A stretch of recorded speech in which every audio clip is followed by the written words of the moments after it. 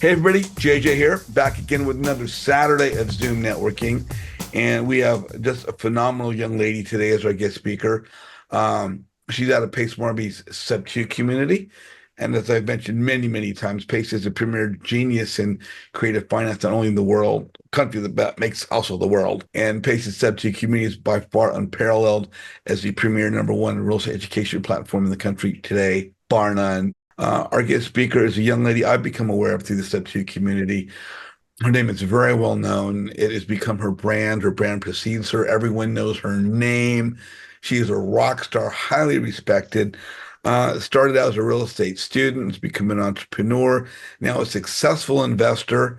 And not only is she an investor, she's a mom, she's a mother and a wife. She runs a family and a business at the same time.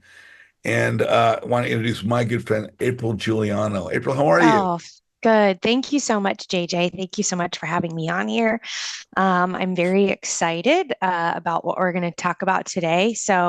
I'll just get started, and then, at the end, I think you said everybody's going to be asking questions. Um, Well, I got one question just for you first go to ahead. start off with. For those who don't know you, where in the country are you located?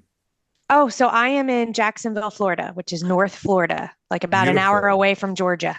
And so that's right on the water, right? For those who don't So know. yeah, it is on the coast. Actually, Duval County is apparently one of the biggest county in the entire United States, because it just covers like all of North Florida. So I live at the beach it's called Neptune Beach. It's a part of Duval County. It's considered Jacksonville, but it's actually Neptune Beach. Awesome. Well, your topic today is wholesaling and Hmm. flipping with private money. And for those Yes. that are getting into real estate investment, wholesaling is one of the most well-known aspects.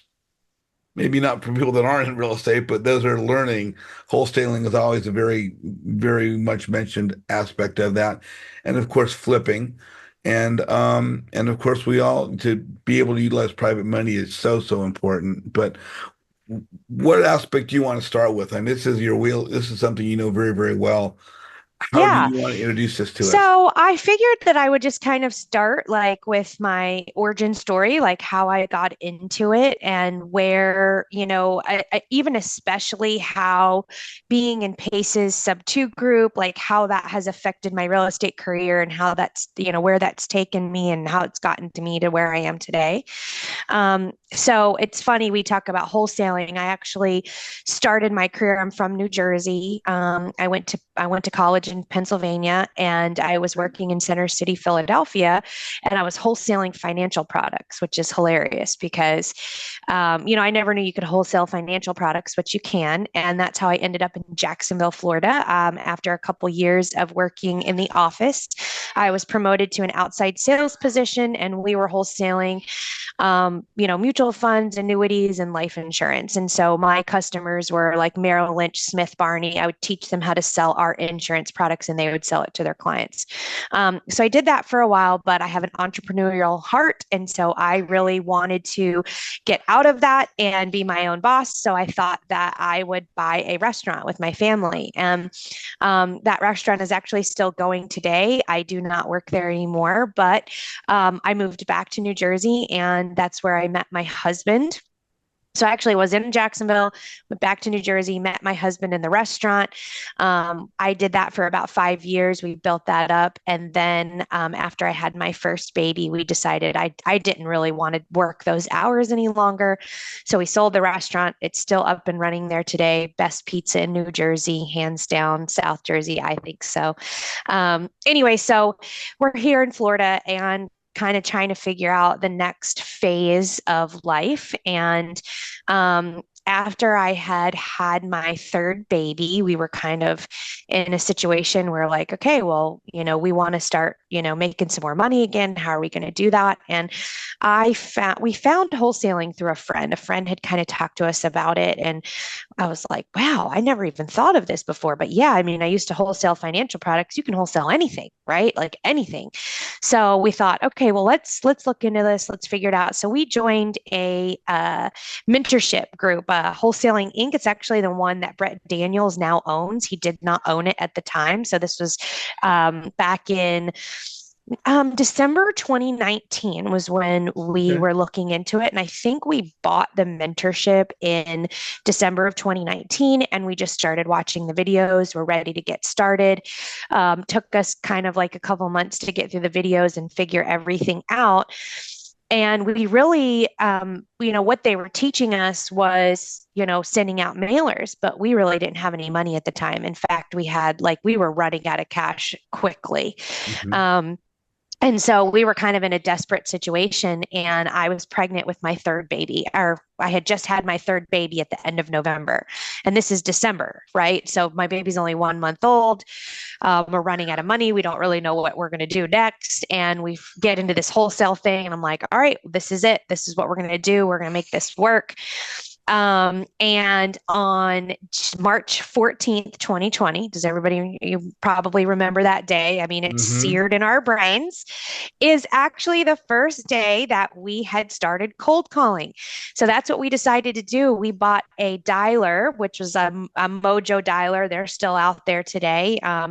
And we did a 3 line dialer. And just based off of what we had been taught through this wholesaling program, we just went and bought 12,000 names off a high equity list, right? Which is a great list, but it's not niche down whatsoever. And at the time, we could only afford to skip trace about 3,000 of them.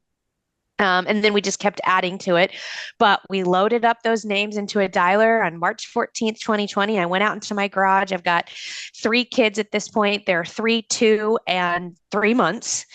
And we just get on the dialer, and my husband and I, we just start dialing it out, right? So we're on the dialer literally every day between 5 and 7 hours between the two of us. I took a majority of the time because in previous jobs, I had been in sales on the phones. And so, that was something that I was really good at, right? COVID call, that's what we called it. And it was really great because, people were home and they were answering their phones and there was so much uncertainty. And but I tell you what, that was some blood, sweat, and tears. And that's what I say. Like, when you're getting started in this business, there is no easy button. Right. So no matter where you're at, I'm telling you what my path is.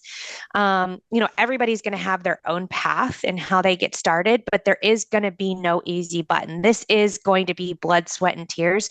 So I always look back at that as a very special time, even though at the time I absolutely hated it. It was horrible, but it was such great experience to actually be on those phones and to know, what our VAs go through, like with cold calling. I mean, I got so much experience and it was so great.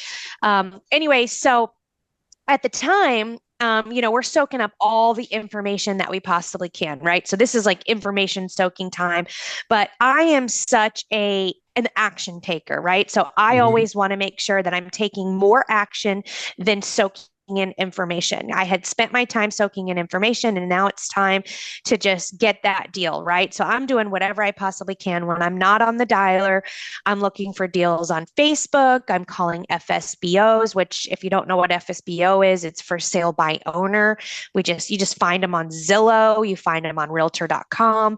And I'm just looking for any possible deal. So this is a in the beginning of 2020, Pace Morby, he did not have his mentorship yet. But he was on YouTube and he was putting out all this information about creative finance.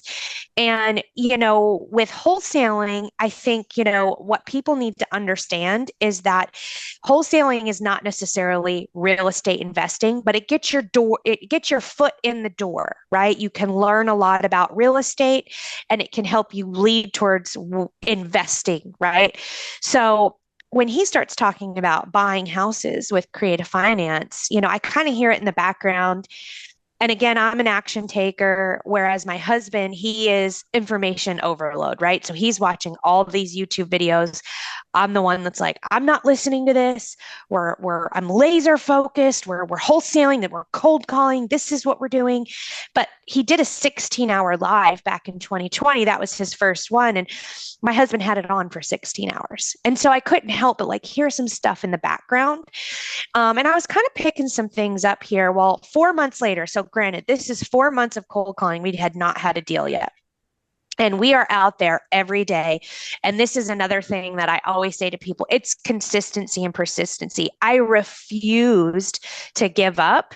And I said, this is going to work. No matter what you choose to do, it will work as long as you stick with it. And so I knew that. I knew that from other businesses that I had started. I knew that we could do this, but it was 4 months in of hours and hours and hours on that dialer. And we're starting to get a little discouraged, right? This is all a mindset game. We have to stay the course. So I happened to go on Facebook one night after we had gotten done our cold calling, and I saw a post on Facebook for a seller that was posting their house up for sale. And I got an appointment with them. And so I went and I met with them. So this is, I think, May of 2020 or June. I can't exactly remember, whatever 4 months from March is, um, or 3 months from March, because by 4 months we had gotten our first deal. So it might have been May. Anyway, so I went and I met with them. And here was the situation. The seller was a lady. She was, I think, maybe 85 years old. Hmm. And she lived in this house, and her daughter and son were moving her in with them because she was getting too old to take care of that house on her own. And she had a mortgage, and essentially it was she was underwater. So she was getting all these cash offers at, I think, around 65,000, and she owed maybe 75,000. So at the time, the sellers were trying to figure out, how much money am I going to have to come to the table with? And they were shopping. Am I going to have to come with 5? Am I going to have to come with 10? I mean, any which way, it was going to be kind of devastating to them, but they knew they had to get rid of the house. So I was sitting in there chit chatting with them. And just from hearing what Pace had said, I just mentioned something. And I said, well, what if we do this? I said, what if we buy your house with the mortgage still on it? So I really don't know anything about sub two. I just had kind of picked up a little bit and just threw it out there. I said, what if we buy your house with the mortgage still on it?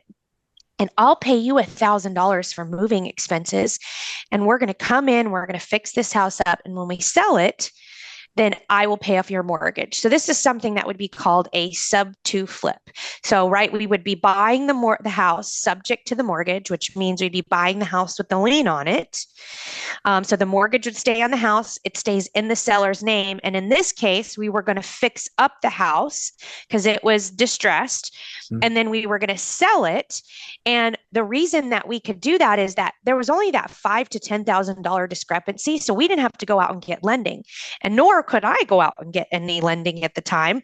So you save that money on lending costs, right? So that way the seller could actually walk away with money, and they were completely blown away. And again, I know nothing. So I say, okay, I'm going to, let me go and talk to my team, and I'll come back with a contract. Team, which is really just me, right? Trying to figure out what the next steps are. Or your husband. My husband, yes. So I go back, and the first thing I do is get on Facebook. And at this time, Pace does not have his creative page. There's nothing out there that's creative finance really yet, that I knew of. So I went on locally, and I actually found someone who was willing to help me.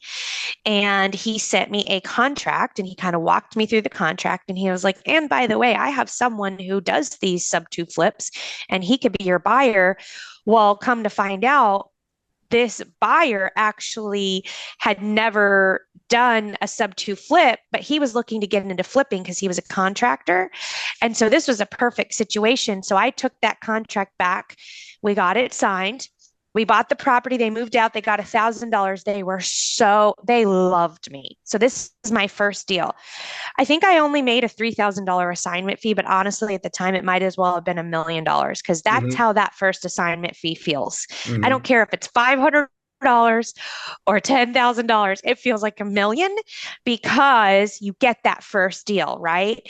And then after that, all the deals started coming in. But my very first deal was a creative deal, which was really cool. That's awesome. So of course I went back and I looked Pace up and just started soaking in all the creative finance information. And he was launching his mentorship at the end of May 2020, and I joined.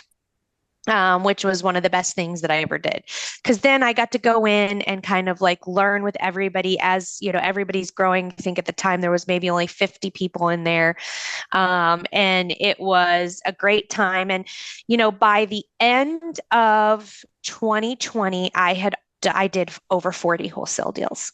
Wow. And it was all from the base of me putting in that cold calling, right? And so after I got that first assignment fee, I immediately implemented texting. So now it was cold calling and texting. And so by the end of that year, I had done over 40 deals.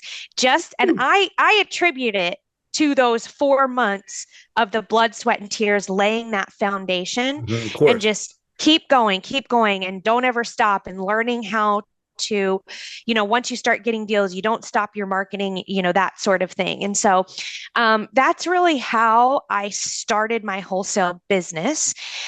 And it really hasn't stopped since. Now, at the end of 2020, if I looked at how many deals, of those 40 deals, I would say maybe 10 of them were creative. So I wouldn't say that a majority of my wholesale deals are creative. Most of them are cash. But what it's done for my wholesale business is just open up this whole new world of being able to offer the sellers more than just cash. Like I was offering that first seller something nobody else was offering. And so it gave them an out. They actually made money and no one was bringing that to them. And so it was a win-win situation. And I was able to offer this to so many people. And even today, when we're making offers, we a lot of times will make two offers.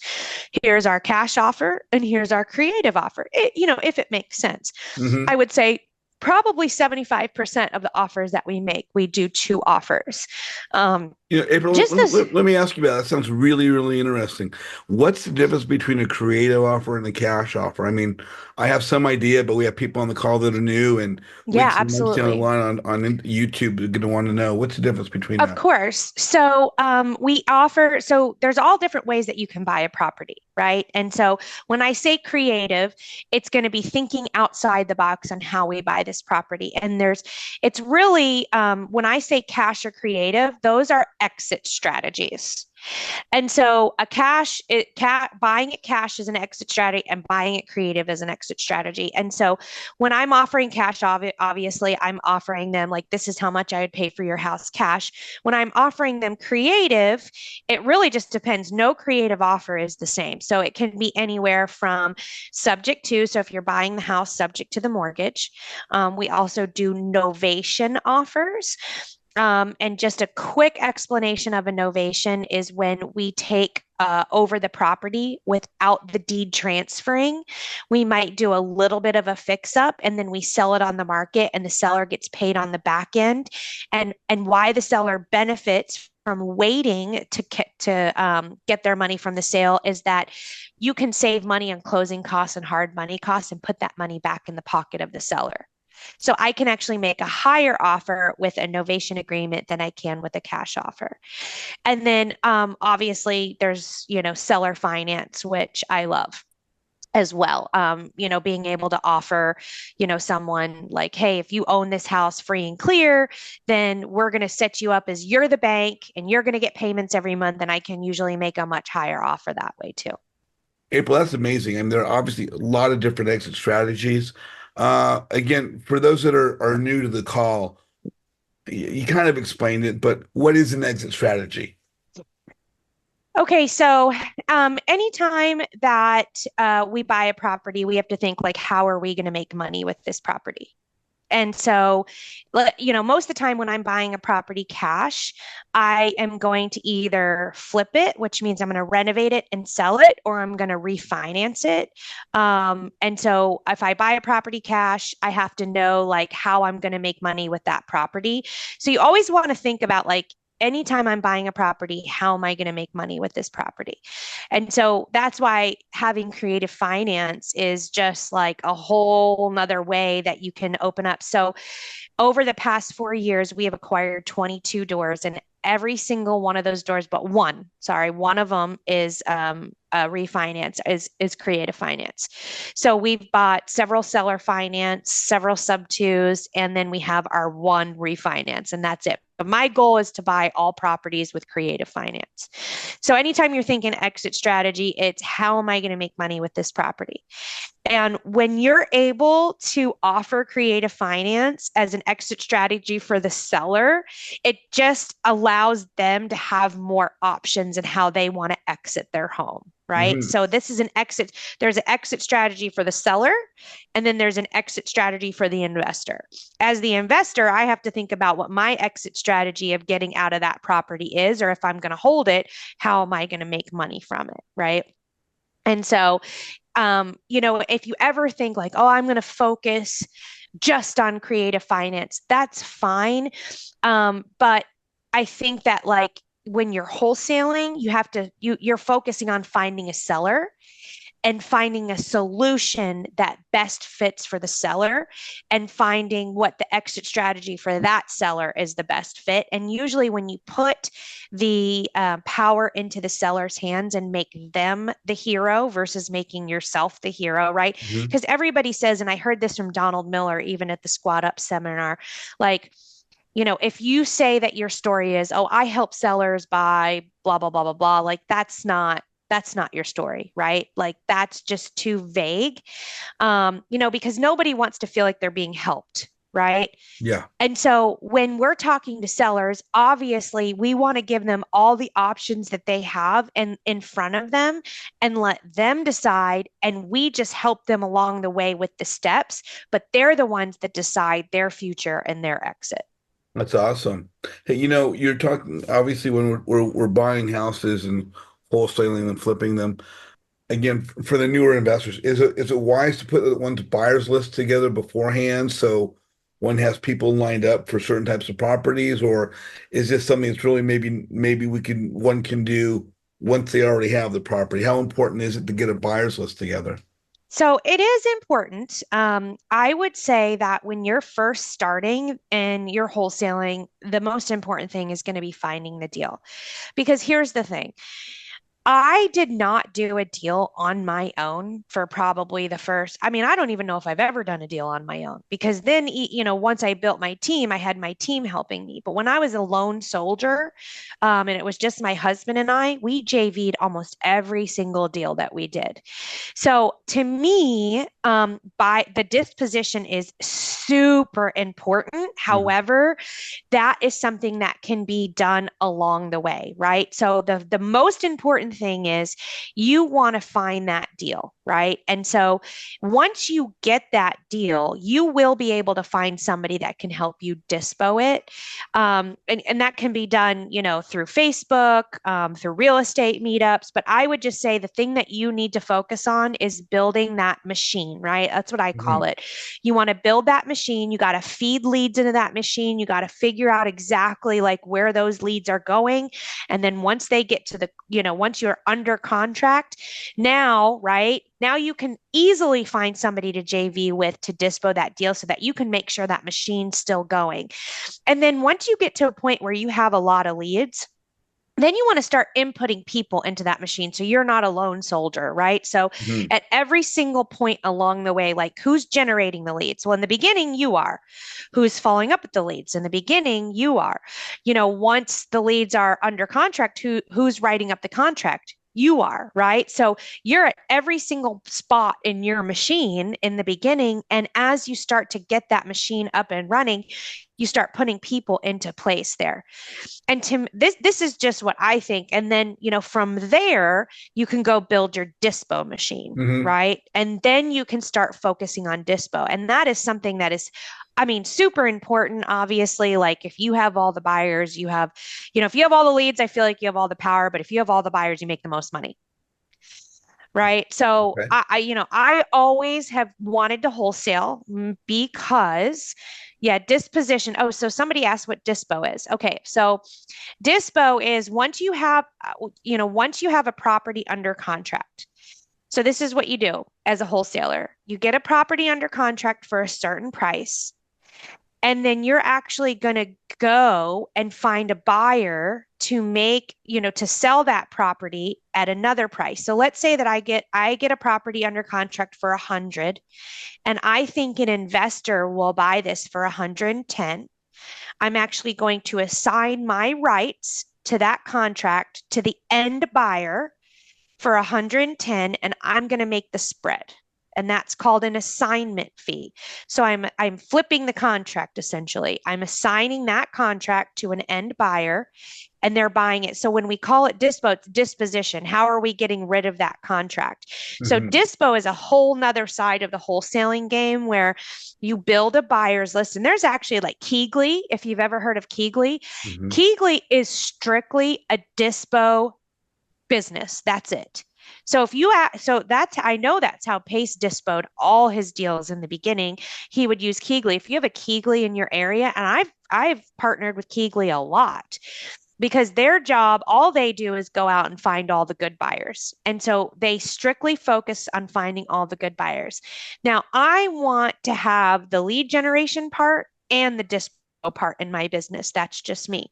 But some people, they just want to dispo. So they go out and they find people who have deals, new wholesalers or wholesalers in general, and they say, bring us your deals. We will JV with you and we'll split that fee 50-50. And the reason why I'm saying dispo is so important is because there's all kinds of buyers out there. I mean, there's buyers in other countries who are looking for deals here that maybe you don't have the resources to reach, but companies that are focused strictly on finding buyers, they have the resources to reach those type of buyers, and they can connect you to that person so that you can get a higher price for your contract. There you go. Troy Caudell, you are on with April Juliano. What's your question? They covered a couple of my questions already, but one I wanted to bring up was how are you dealing with the wholesaling laws coming into so many states? Yeah, that's Yeah, I have a actually, couple ways I deal with it, but I wanted to see how you dealt with it. yeah. So, great question. I actually only wholesale in Florida. And so I have not had to deal with it quite yet. However, there are ways. I mean, you can do double closes. And a lot of times we do that anyways, where we'll buy the property and then we'll clean it up and we'll sell it. But I think, anybody can do a double close. You might not be able to do an assignment, but as far as I know, and it'll just depend state by state, what the rules are, but you can't stop somebody from closing and reselling. Right. So I think double closing is probably the best way to go about it, but I wouldn't say I can't really say that I'm the expert on that just because I'm in Florida and there's no laws coming down the pipe in Mhm. Florida as of right now. And so we just focus on what's in front of us. Now, I do know, like, for instance, you do have to keep up with some of the laws as far as marketing goes. Like in Georgia, they just passed a law that you're not allowed to send mail um, unless you disclose, you have to have certain disclosures on there unless you're a brokerage, right? So if I'm a brokerage, I don't have to disclose certain things on there because I'm a brokerage. I can send mail. But if I'm marketing to someone to sell me their house and I'm not a brokerage, which I'm not, I have to have certain disclosures on there. So I really rely on like my marketing partners. So like my mailing partners, we talk about this all the time because even though I might be looking for a house in Jacksonville, the seller might live in Georgia and I'm sending them a piece of mail in Georgia. And so I think that there's always a problem to every solution.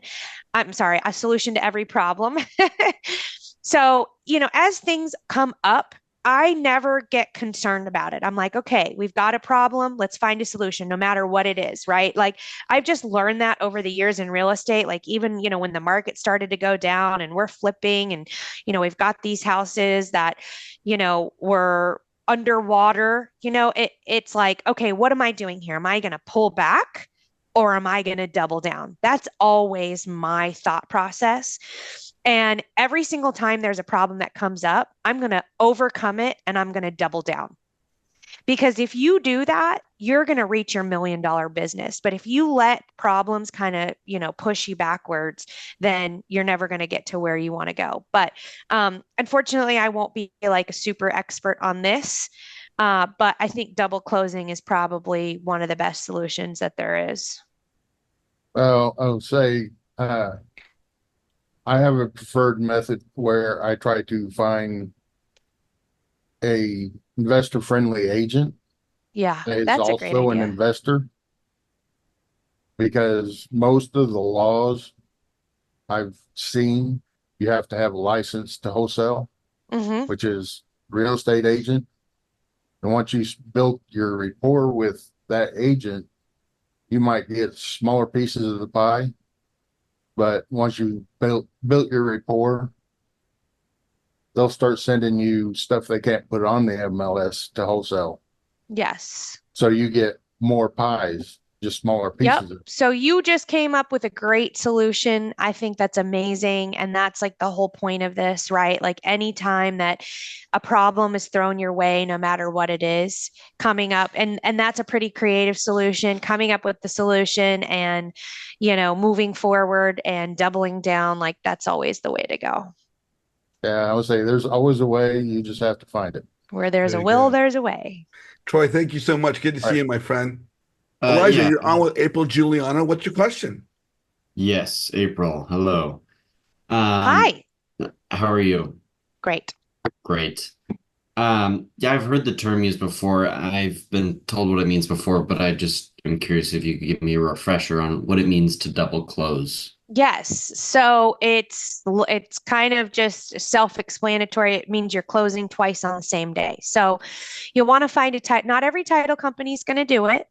You want to find a title company that is familiar with double closes. And essentially what'll happen is you have an A to B contract. So let's say I'm the B buyer, right? And I've got a contract with the seller, they're A. And then what I'm going to do is there's going to be a C to D contract, right? So I'm actually B and C. So I have a contract, a regular purchase and sale agreement with the seller. And then I have a regular purchase and sale agreement with the end buyer. So A is the seller, D is the end buyer. I'm in between. I'm going to close the A to B contract. And then on the same day, I'm going to close the C to D contract. And you can usually do well, you should do it with the same title company, and the title company will just execute both on the same day. And there's even been some title companies that I've worked with that allows you to be what you call a straw buyer. And a straw buyer is essentially someone that uses the D's and buyer money to fund the A to B contract. So you don't even actually have to bring any money to the table. Whereas a lot of times with double closes, you do have to actually bring the money to the table to close this contract, right? First, and then you get your money back right away with this contract, but you're still having to wire money into this title company. So if you can find a title company that will let you be a straw buyer, that's even better. But doing those double closes actually skips the whole assignment part.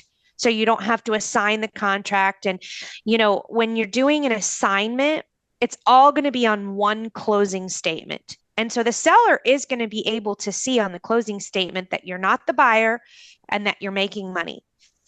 And so if I'm going to be making an assignment fee that's more than $20,000, I'd like to double close anyways, because I don't really want the seller to know, I don't want there to be any problems.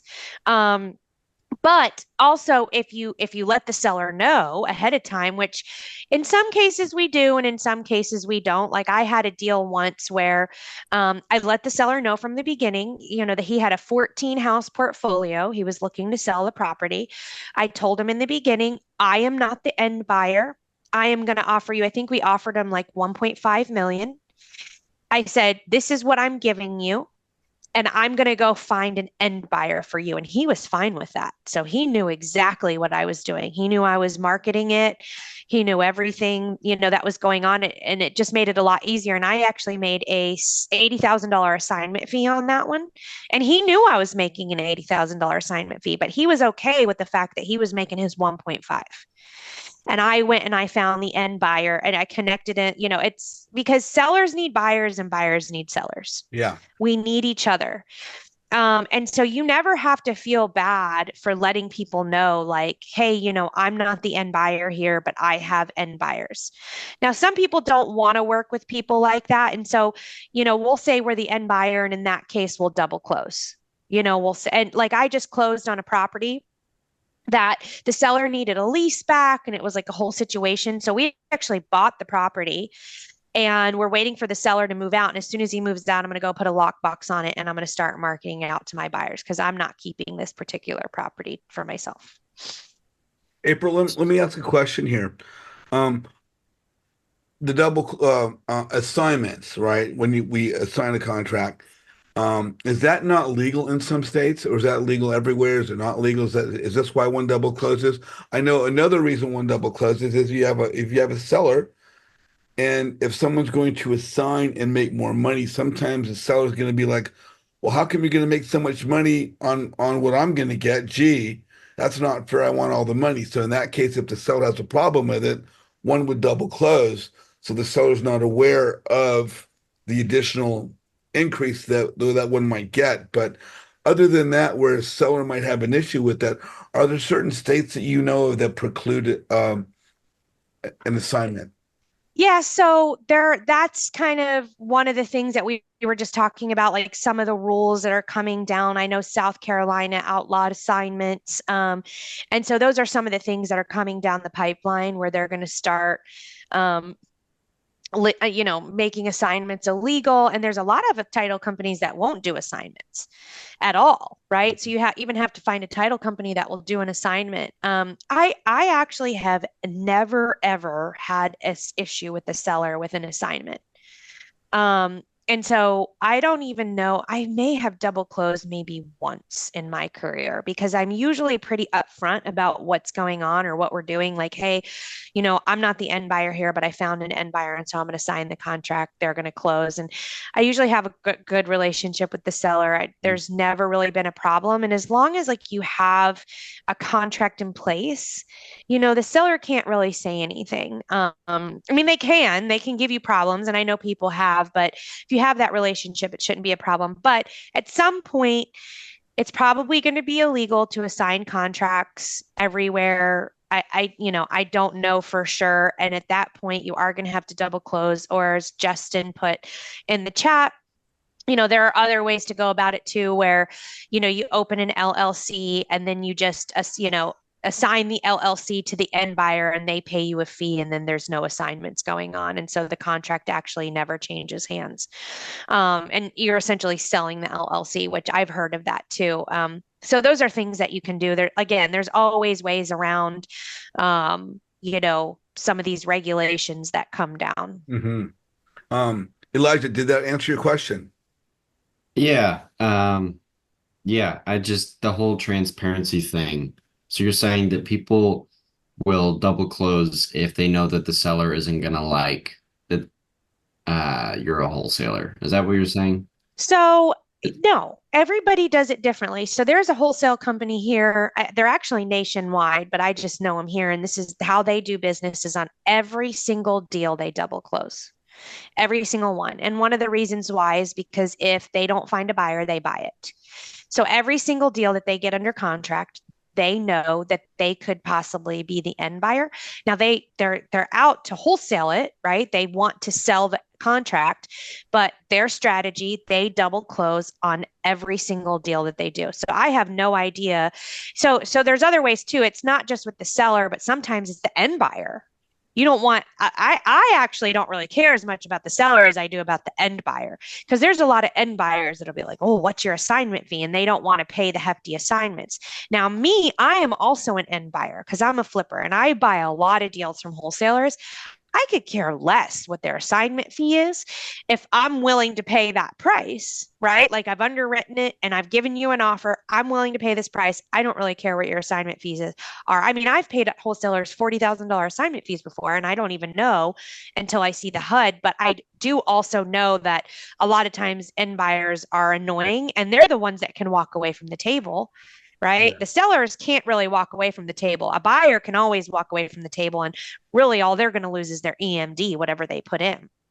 And so my biggest concern usually is the end buyer versus the seller, right? So there's just all different reasons why people do things. I think that like you have to figure it out for yourself, like what you want to do and what you think is the best possible scenario for each individual contract that you go under. Another aspect to that is if you are able to assign, as April mentioned earlier, then you don't have to come up maybe with the cash to close, and you can just slide that over, and it's a little bit more cost efficient if that opportunity option's available to you. Okay. Cool. Yeah, Awesome. I would prefer to assign every single deal that I have versus double close if I'm going to wholesale it. I just would prefer to assign it. It's easier, it's cleaner, and I would prefer it over double closing, but I have no problem with double closing either. Okay. I'd Thank like to you. thank you so much for joining us today. Rick, don't call me Richard Strickland. You are on with April. What's your question? Yeah, this is a spinoff of the double close, and I think you sort of answered it because I just got done with. I met him on the Zoom with David Randolph, and I just did a workshop on short sales, and that was the main thing with him is he always double closes because once you get done negotiating with the bank at that close, there's always a potential if you don't do a double close that the end buyer see how cheap you bought the property for and they walk away from the table. So he says it's best to do a double close. That way that deal's completed. And then, you move forward with your next deal and you complete them both in the same day. But that's Well, as far as short sale laws go, if it's a Fannie Mae or a Freddie Mac, which is a right. government-backed loan, you Got 90 actually days. cannot resell that property within the first 90 days. Right. But I And was so just you would have to close on it as an end buyer. There's no assignments and you cannot resell that property for 90 days.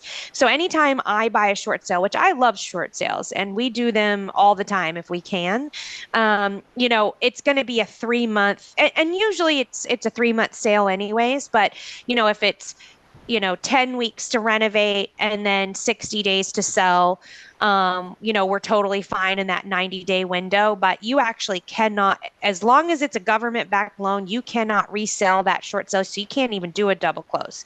The end buyer is the end buyer. Now, if it's not a government backed loan, then yes, you can do a double close because you don't have to wait. Just depends on whatever the bank's rules are. But you have to, if you go by Fannie Mae, Freddie Mac rules. So if you're ever going to wholesale a short sale, what you would want to do is just have a JV agreement with the end buyer. So if somebody brings me a short sale and I'm going to buy that short sale and, I agree to pay them an assignment fee, we sign a JV agreement and I get a W-9 and I pay them outside the HUD because I have to be the end buyer. So there is no double closing on short sales unless it's not a government backed loan. Well, yeah, I didn't mention that part of it. No, what it is with the gentleman I spoke of, he's the HML, he's my bank, right? And Oh, okay. bank, I'll be the short sale processor. I already have my real estate agent. He's just there in title. I do all the processing. I send it to him. My HML, he goes over everything. He pays it off, but he said it's always best to do a double close on the short sale. That way they don't see how much, because he's had it happen to him. Like, you spend 4 to 6 months in negotiations to get a $200,000 house down to 75,000. And then you want to go ahead and double close it, have that deal closed. So when the end buyer comes in, if it's in good condition, and you just basically wholesaling it or wholesale, you just buy the property, hold it, and then you pass it off to him. Because if they see you bought it for 75 and you asking 200, even though it's 25 below list price, they might walk away because they get in their feelings because they feel as though you're trying to get over on them with $125,000 profit, even though it's still below ARV. Does that Yeah, make sense? I mean, it's public information anyway, so they're going to be able to see that I don't think it wouldn't be called really a double close. A double close happens on the same day. So I don't really know. I'd have to talk to them. I just know I've done several short sales, and it's Right. Fannie Mae, Freddie Mac rules. You have to Right. be an end buyer. You cannot resell the property for at least 90 days. At that point, it's public information. Everybody's going to be able to see how much you bought it for anyways. Yeah. And so, that would just be a resale in the end. And Okay. as far as negotiations go, like with the bank, I mean, it's really hard to negotiate with any bank. I mean, they just basically come back and tell you how much they're going to pay, and then that's it. Like, you can't go back and say I'm going to pay less. You just have to provide proof as to why you offered what you offered, and so we'll always come with, an appraisal, a rehab request and all that kind of stuff. But that's like a whole separate strategy, a whole different thing. Yeah. Yeah, that's what he's saying is basically, you hold out as long as you can, because the longer you hold out, the more a little bit of pressure put. They just 600-pound gorilla, but that's the only thing you have is time on your side. Because as time goes on, it puts them under a little bit more pressure. But at the end of the day, they can still say no and just walk away. So it's like walking that fine line. So, all right, thank you, ma'am. That answered my question. Thank you. Rick, thank you so much for your question, my friend. Always good to see you. Darlene Clark, you are on with April. What's your question? Well, first of all, April, you're a great speaker, and I really appreciate what you had to share today. I'm in Gator, so I don't actually wholesale properties, but I am curious. How do you what's your approach to the seller to make sure they're comfortable with you? I know a lot of wholesalers are uncomfortable letting sellers know they're going to wholesale the property. So how do you approach that? It really just depends on, every single deal is different, right? Because we're all different and every single seller situation is different. And it really just kind of depends on, how we go about it. Now, at this point in my career, I am an end buyer. So, flipping, I would say, is probably now my main source, and we really didn't get to that today. Maybe some other time we can get to that. But so I feel very confident in saying that I'm an end buyer, and honestly, like, I don't think that there's any problem in telling a seller that you're an end buyer. As long as I want you want to hold integrity as far as you don't want to get a seller under contract and this seller is going to be depending on you to close. So many people that I've worked with, they're picking up and they're moving across the country, or it's their parents. I mean, whatever the situation is, we're trying to help the seller get to the next stage of their life, right? So whether we find out, like, are they moving away from pain or are they moving towards pleasure? And that's kind of one of the biggest themes that we talk about as far as sales in our team. Like, what's the deal here and where are they going? And so, I have no problem telling sellers that I am the end buyer as long as I know that I have an end buyer for them. But what I don't like is if, if I get a seller under contract and I don't have an end buyer for them. And so I think underwriting is a huge part of wholesaling. It's probably the hardest part, which again, when you're first starting out, is something that you can ask for help. If you have a seller that is in distress and they're ready to sell and you don't really know what they can get it under contract for, at that point in time, then you go find your end buyer and you find out what you can sell it for. And then there's no issues, right? Because you're going to be able to close on that contract. And don't get me wrong, you don't get it right every single time. You're just not going to. Again, this is about failing forward.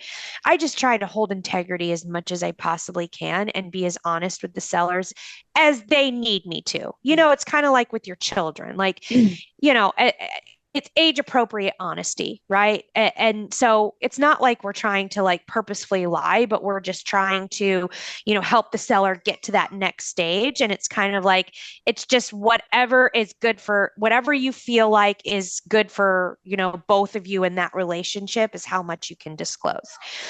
If I'm going to have like multiple people, going through someone's house and they live there, well, I want to be perfectly upfront with them. Like, our company, we work with, several, end buyers. And so what we're going to be doing is bringing those end buyers to your property. And I know that I'm going to be able to pay you this and, I'm going to close whatever. Now, if the seller has issue with that, and that this is a scenario where then I would close on the property, and after they've moved out, then I will sell the property. And so it really just depends. You just want to hold your integrity as much as possible. Thank you. If I got one last question, we're going to wrap things up. But you used a term in a couple of the answers that, again, we have experienced people on the call, new people, and again, weeks and months down the line, we may have some brand new people would have a question. For those that aren't aware, what is a HUD? Have I said HUD a couple times? Sorry. Yes. I try to say closing statement as much as possible because I forget. It's a closing statement. Okay. It's what you get at when you take you're going to be getting you get your contract, you send it to the title company, and then the title company makes up a closing statement. And on the closing statement, it's just a line item of every single thing that's going on within the transaction. It's a receipt. It's kind of like when you get the receipt at the grocery store.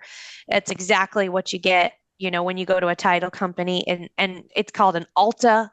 It's called a HUD. It's called a closing statement. It's all interchangeable, all the same thing. Perfect. Hey, you have been just a wealth of information. I'm seeing all the people taking notes there in the background on the Zoom. I can't thank you enough for coming on. You've just shared so much value, your experience, your knowledge. You obviously definitely know what you're doing, and that's why you're so respected within the Sub-Q community. I just can't say enough about how much I really thank you and appreciate you for coming on today. Thank you so much. I've got two last questions for you. Okay. One, if people want to get a hold of you watching on YouTube weeks and months down the line, what's the best way to reach you? Would it be your MySpace page or your TikTok? Yeah. Or... Definitely Instagram. I feel like if you text me on Instagram, I'm the one that answers all my texts on Instagram. So if you have any questions or if you need anything, please reach out to me. It's April N. Juliano. And I put out a lot of free content, on my Instagram as well as my YouTube. And so again, you can reach me anytime on Instagram, ask me any questions, whatever you need. I want to be able to help you and bring you value. Fantastic. So you guys want to get a hold of April. She's on all social media platforms, or the predominant ones, Facebook, Instagram, and YouTube. And Instagram is going to be the main vehicle for you guys to reach out to her. Last question for you. I have a networking group, but I'm always talking about the importance of networking in regards not just to real estate, but any business. But with your experience as a successful and a highly respected real estate investor, there's so many people coming to the real estate education platform, such as Sub2 and many others, every single day that are brand new investors, experienced investors, many coming to social media for the first time, and not just joining a group, but now they're going to use Facebook to network with others and try and do their business.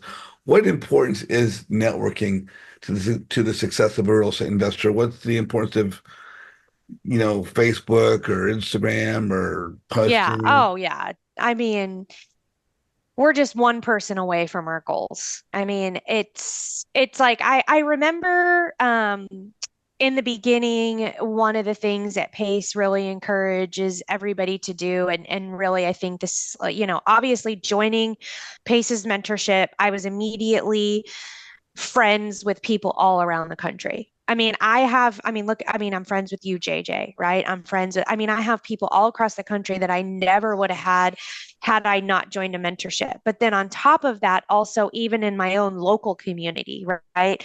Um, networking in my own local community, you can find buyers, you can find sellers, you can find money. Anything that you need is out there in your network. And we always say, like, one room at a time, right? Like, we're building our empire one room at a time. And so, it's not that you can't do it if you're not networking, but listen, like, I started in 2020. I mean, that was, for like just over 4 years ago. And, I have 22 doors. I have done over 100 wholesale deals and just bought my 70th flip. So none of that would have been possible had it not been for my community and the networking that I've done. I mean, it is crucial. If you want to get where you Yeah. want to go, you have to network. There you go. You heard it from the rock star herself. It's crucial. And as I always say, don't chase a deal, chase a relationship. We need to network, we need to be visible because it's not who you know, but it's who knows you. If you're not visible, you're invisible. Opportunity walks right past you. If you're not memorable, you're forgettable. So again, you need to market yourself. You don't market your business. Your Facebook page becomes your digital business card to the world to tell people who you are because you're going to be out and about and they're going to say, are you a real estate investor? You can say, yes, I am. Are you on Facebook? Yes, I am. What they're not going to ask you is, can I go look at your Facebook page? They're Yeah. going to go look. They're going to go see, do you have a photo? Do you say what you do? Do you say where you're at? So again, guys, Well, and we networking. didn't get to the raising money part today, but I did talk. I was on a podcast the other day and talked about how, a majority of the money that I've raised I mean, it's strictly networking. I Oh mean, yeah, if you want money for your deals, if you want to if you want to move into investing and owning properties, then, and you want to do it with little of your own money, you got to go and you got to find some money partners, and it's all done through networking. exactly, exactly. If you have guys who have the right deal, the money's always going to be there, but you have to go out and find it, and it's not going to come to you. You need to make yourself visible so the opportunities can come to you. Hey, April, I really want to thank you for coming on today. Just even the last bit there, talking about raising money and the importance of networking to achieve that goal, sharing your experience, sharing your knowledge. Um, it's no wonder why you're so respected throughout the community from coast to coast. And every group I've been to that's a sub two gathering, your name is always mentioned with the highest regard and respect. And obviously why? Because you're so Thank you so knowledgeable. much. Yeah, no, love you to pieces. Hey guys, if you want to connect with April again, it's April and Juliano on Instagram. If you want to connect with me, join my group, hit this QR code up here, takes you to my website. You could register for the group. My Instagram is up here as well. And if you guys are watching on YouTube right now, please like April's video. Please like our interview. Whatever comments you may have, please put them down in the comment section of the YouTube video. You want to, how I can possibly improve what I do. Maybe you have future guest speakers you'd like to suggest, or what I can do to better improve our product. But we really thank you guys for watching us today. If you guys are on the call, don't go away. We're going to have a couple more minutes with April before we cut off. Um, April, I guess we're going to see them out there in the world of virtual social networking, right? Instagram, Facebook, and all that kind of Yep. stuff, right? Yes. Thank you so much for having me on. It's been great. Thank you. Thank you, guys. Please see you soon.